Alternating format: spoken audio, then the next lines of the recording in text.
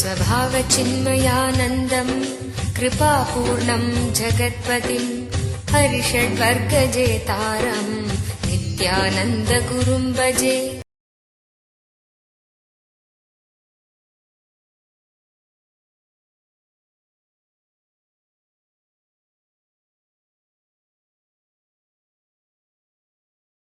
Let me read the sutra.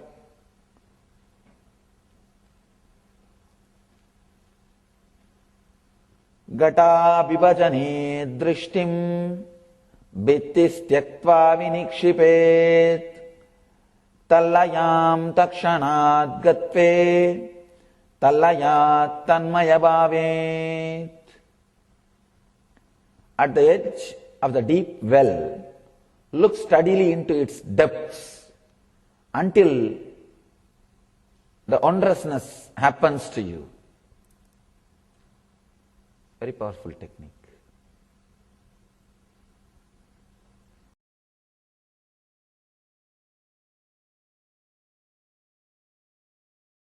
There are different kinds of minds. For all kinds of minds, Shiva is teaching. At the edge of a deep well, look steadily into its depths until the wondrousness. Understand? Again, this technique is also about falling in love, falling in tune. Today's technique is about falling in tune with an object. Sometimes falling in love with an object is little easy because you can possess it. You can possess it. Why? People have got pets, no food for living human beings. But these guys are spending so much on the pet animals. Actually, when you can't love human beings, pets is a nice substitute.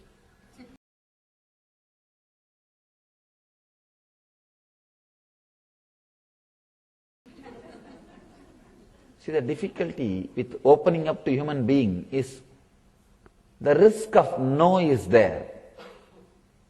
When you open up with a human being, he may say no. He may not receive you.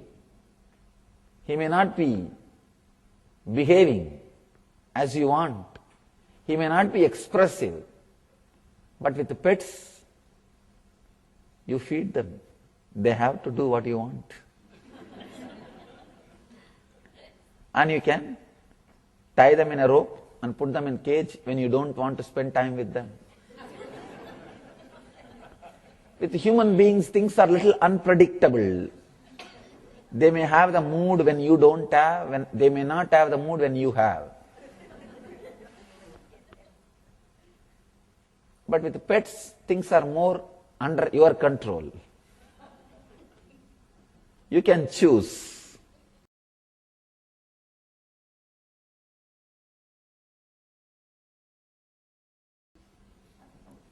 Understand, but it is very poor substitute.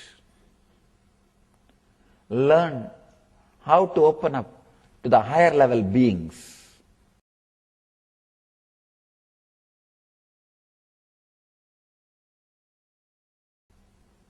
Understand? First level, opening up to an animal, where things are under your control.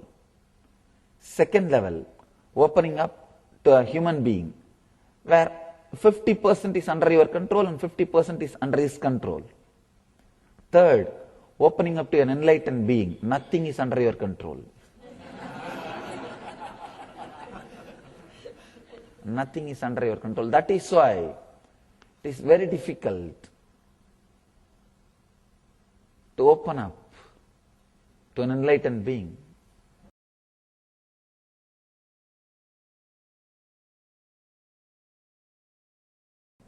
Because you will lose your very boundary. When you open up to an enlightened being, you will lose the idea where your hand ends, where your body ends. You just relax, disappear into him. His vastness, the amazing energy just you are lost in his presence. Or I can say you are first time experiencing yourself. I can't say you are lost. First time you are back home. You discovered yourself. First time you will discover who you are. Different levels of falling in love. Shiva is not saying no to anybody. Any level is okay. He is ready to give technique for that level person. Understand? Whether you are able to open up to an enlightened being, there is a technique. Diksha, just initiation, liberates. If you are able to open up to a human being, again he has got a technique. If you are able to open up only to animals, again he has got techniques for that kind of a human being. If you are not even able to open up to animals, because even with animals there is one danger, they may die. If they die, things are not under your control completely. You can open up only to a object. Then also, you also have a technique. Here, Shiva is giving methods even for that kind of human beings.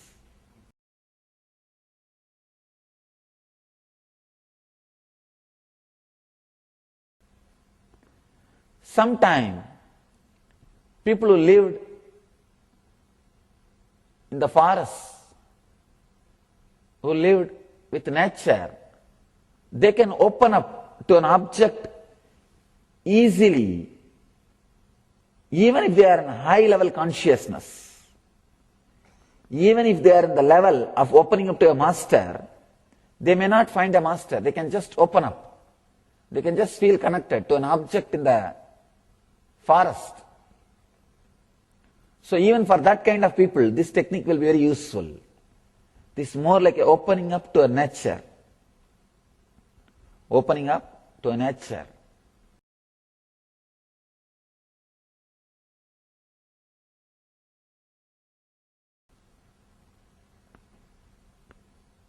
Even if you are intelligent enough, powerful enough, intense enough to open up to a master, if you have never seen a master, and if you are living in a forest, you may open up to an object with such a deep connection, and that object will serve as God or master.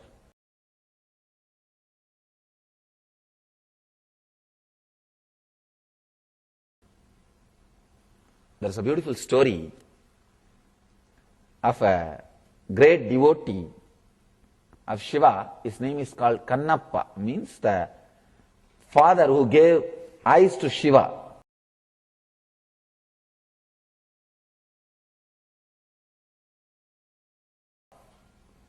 Understand, the story says, Shiva has got 3 eyes. In the 3,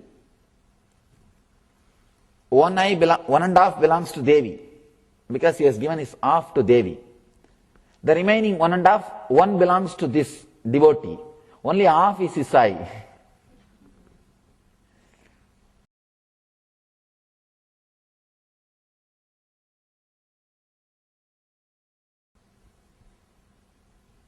Let me tell the story. It's a beautiful story. There was a hunter in a forest.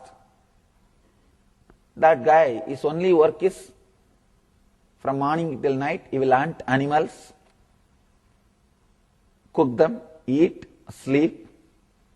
That's a life. Fortunately, did not get civilized.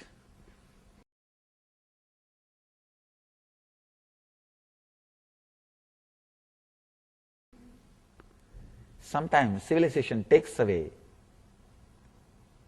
some beautiful things in the human beings. Sometimes they are too costly than the civilization. Means the possibility to open up is taken away in this process of so-called civilization.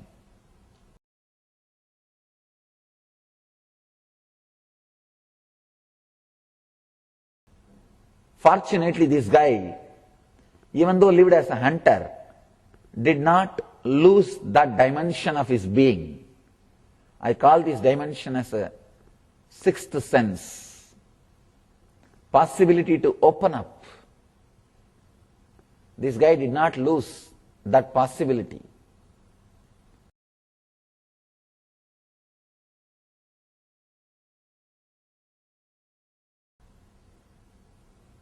If you doubt constantly anything and everything you see, be very clear, you lost that sixth sense.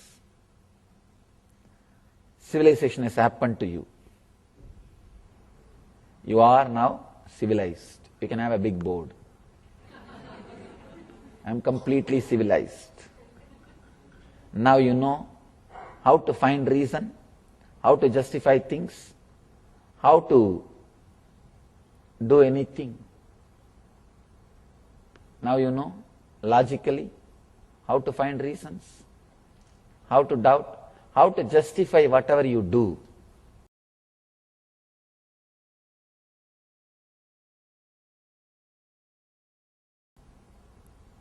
Small story. One day in late night, 10 o'clock, a guy saw behind his car, the cop's car with red lights, sign. He's trying to chase him. This guy thought, I think I can outrun him. And it's a county road, a remote road. He tried increasing the speed. His cop also did not leave. He also increased. In few minutes there was a big race. Went to 60, 70, 90, 100 miles. After half an hour, this guy realized he can't escape. So he stopped, pulled over. Cop came near him and said, officer came near him and said, hey, today I really had a lousy day. Just tell me some reason, I'll let you go. Just tell me some reason, I'll let you go. The guy thought for a moment and said, yes, I know the reason why I ran away, looking at you. He said, what? 3 weeks ago, my wife ran away with a police officer. When I saw your car, I thought you are the officer and you are trying to bring her back to me.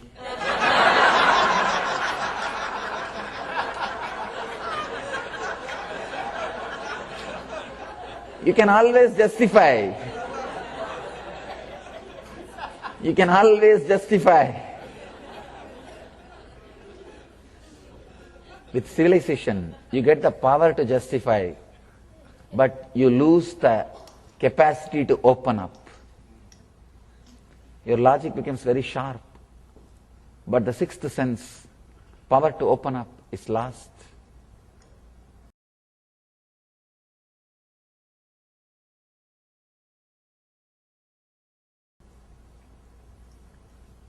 This devotee, fortunately, did not lose the ability to open up. In the forest, one day when he went for hunting, he saw a beautiful Shiva's Murti, the Shivalinga. Shivalinga with a face carved on it. In India you will see varieties, different kinds of Shivalingas. Different kinds of Shivalingas with a different forms and ways and different things.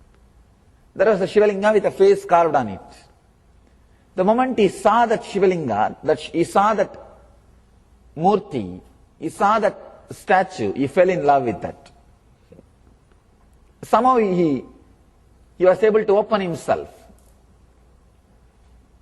Every day he started visiting that place. He felt the God is there in that form, or the higher energy is there in that form.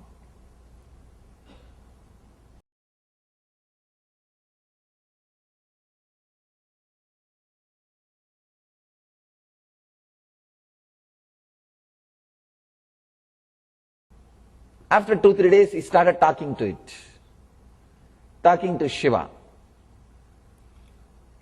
When you see God, you don't see statue.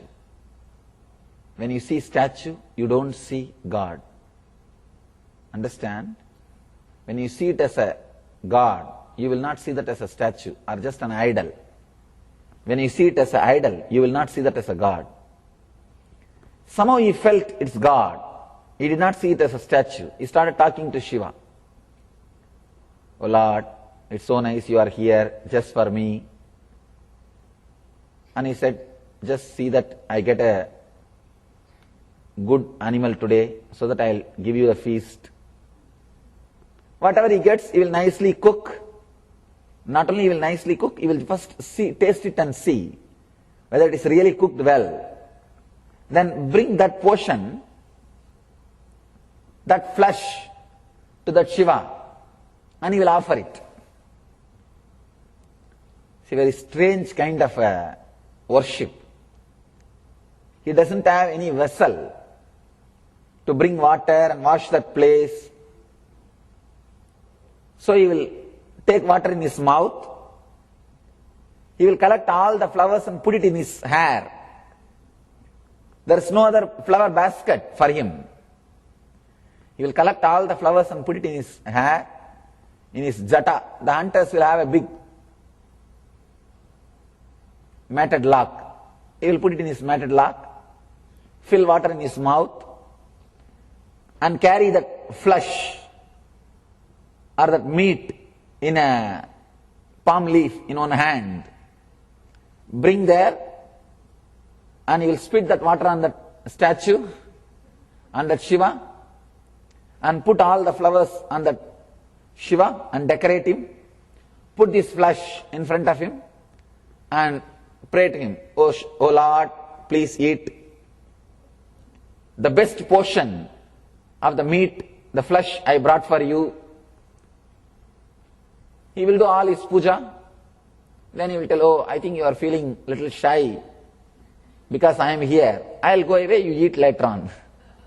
When you feel like, you eat that time. When you open innocently the power of existence, the big problem is we lost how to open up innocently, honestly. He will tell, now it is time, you please eat later on. Maybe I'll give you private time. He will go away.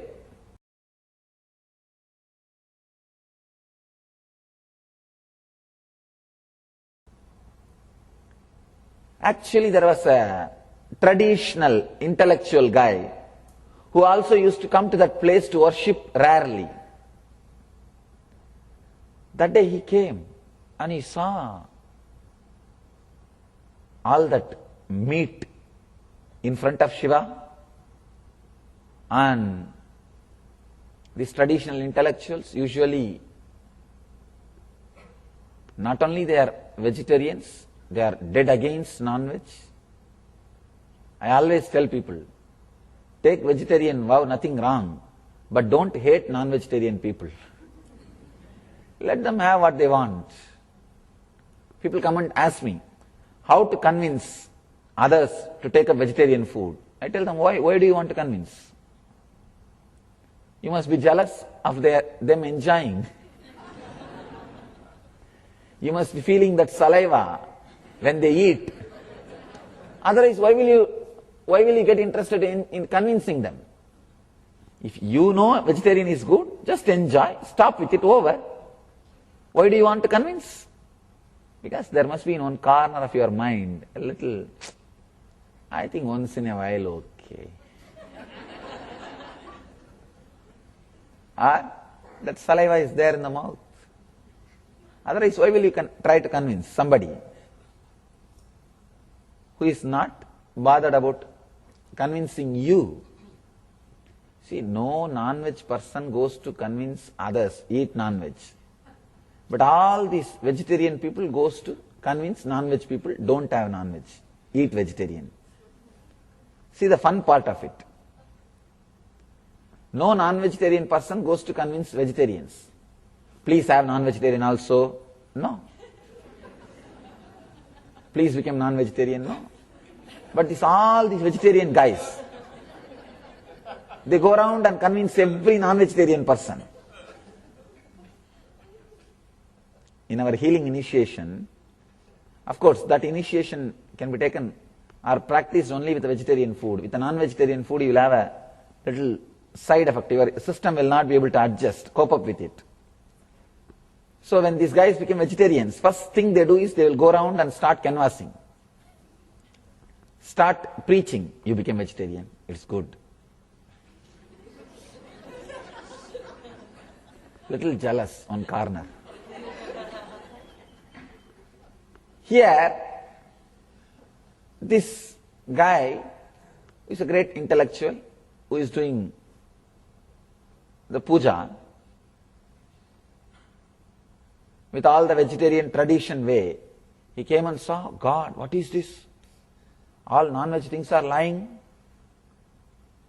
How can this happen? He threw everything out, cleared the place, and he did formal worship of bringing water from in a proper pot and cleaning the spot and did everything, and then went away. After a few days, again this hunter devotee came. Again he did his own way of worship, pouring the water, spitting, not even pouring. Because he has brought water in the mouth. And removing flowers from his hair and putting it. And that fresh meat, flesh, which he tasted, he offered it. Then he said, all right Shiva, now you can have a little private time. You can taste when you want. This the hunter devotee, he thought the earlier flesh which he kept, Shiva has eaten. He didn't know that some other guy came and removed it. He thought, oh, I think you enjoyed it. That's why there is nothing left. Even the leaf is not there. So again put the food and went away. Again, this traditional orthodox devotee, intellectually, this guy came and saw, oh God, once more this meat. Who is doing this sacrilegious act?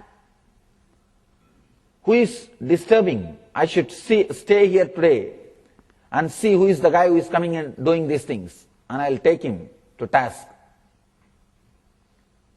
He has hidden himself in one corner behind a tree, waiting. Who is coming and doing that job? After a few hours, as usual, our devotee came and he saw, oh God, you finished this meat also. That's nice, but I brought some more for you. So he came and did as usual, spitting the water, putting the flowers, and he put all the meat in front of the God and started his puja.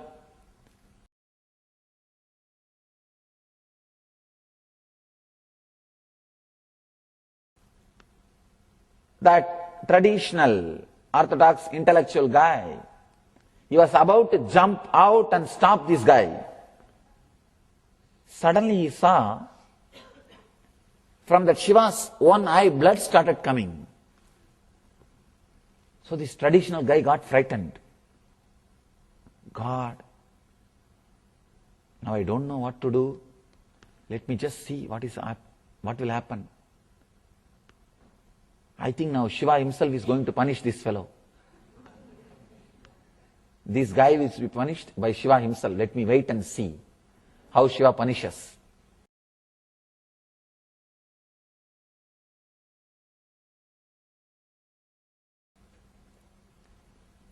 When this hunter devotee, Kannappa, saw the blood coming, immediately he said, God, what has happened to your eyes? I should do something. He ran here and there to get some herbs to treat, but nothing worked. Then the devotee was hiding. That guy, the traditional old guy, he saw, oh, this fellow is not bad guy. He's trying to only cure. Let me just see what happens. He was hiding and just watching the whole fun, whole drama without coming out.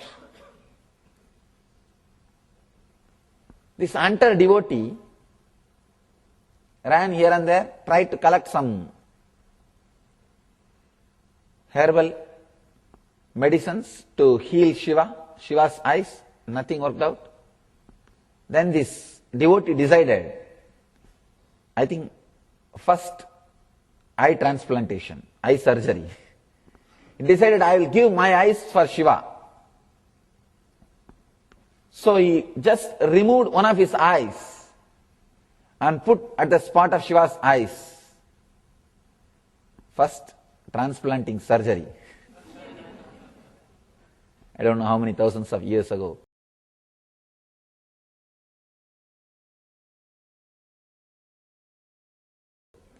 The story says that eye got healed, got cured. But the drama doesn't end there. Suddenly in the other eye also blood started coming. Now it is too much. This hunting devotee, actually the devotee is getting tested for his devotion. The devotee saw the blood coming in the other eye also. He decided, I'll give my other eye also.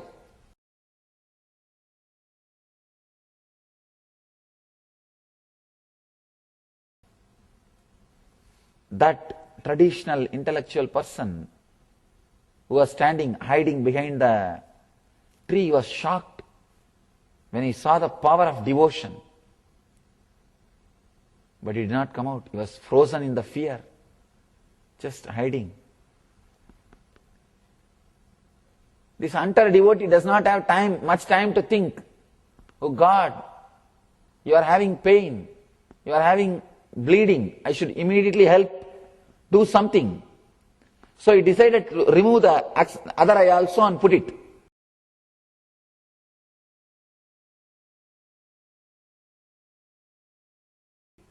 Then suddenly he remembered, if I remove my other eye also, I will not know where Shiva's eyes are there, the second eye. Because I will become completely blind. So now itself I should mark where that Shiva's eyes are there. And then remove the other eye, replace it. The donor and the surgeon, both are the same person. Not only is donating, he himself is doing the surgery also. So he put his hand and he started removing the eye, but he was not able to remove with one hand. So he has to use the arrow to remove his other eye. He needs two hands. So he put his feet on that second eye, Shiva's eye. Understand? He put his feet on Shiva's second eye, where that spot is there. And about to remove the second eye, Shiva appeared. The story says, Shiva appeared. My son, I have just tested your devotion.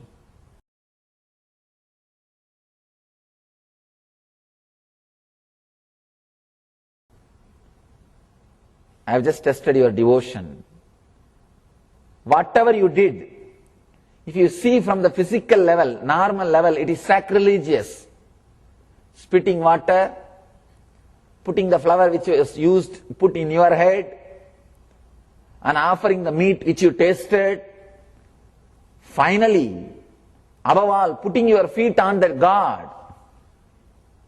But your devotion is so amazing, so great.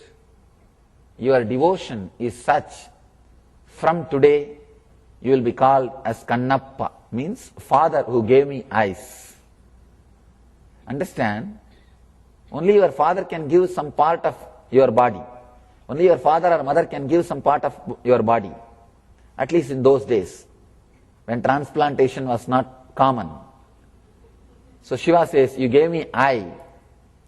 Because you gave me eye, I call you as my father. Because you gave, kan means in Tamil eye. You will be called as father who gave me the eyes.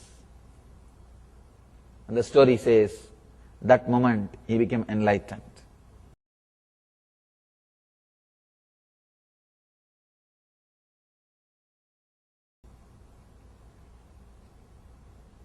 That old guy who was hiding, he ran and fell at the feet of the hunter devotee and said, I have never seen this devotion.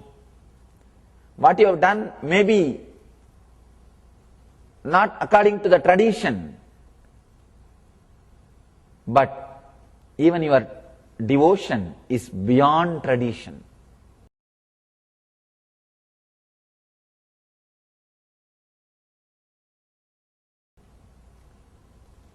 His devotion, feeling connected, opening up. Somehow he opened up to a statue, to an idol, just to one murti. And he felt Shiva is there. And he was running around like it is his responsibility to take care. His whole day, whole life, Shiva has become center. His whole being, he has become center. That is why he is able to go to the extreme of removing his both eyes, his two eyes.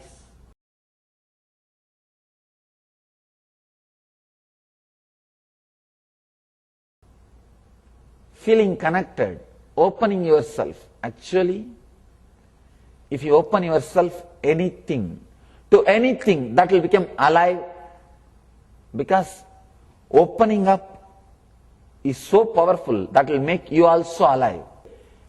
Whenever you feel life, energy in you, be very clear, you are opening up. That is the only thing which can bring energy and life to you. That is why when you are in love with somebody, you are so energetic.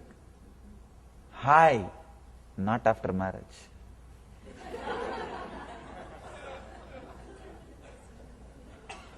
Not after marriage.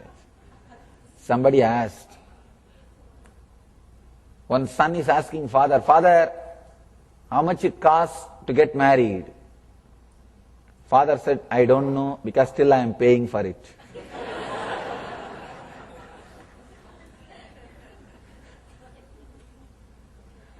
Son asked the father, Father, in those days, ancient India, it seems that men will not know about women till they get married. Father says, not only in those days, ancient India, that anywhere, everywhere, men will not know about women till they get married. It's anywhere, my son, anywhere.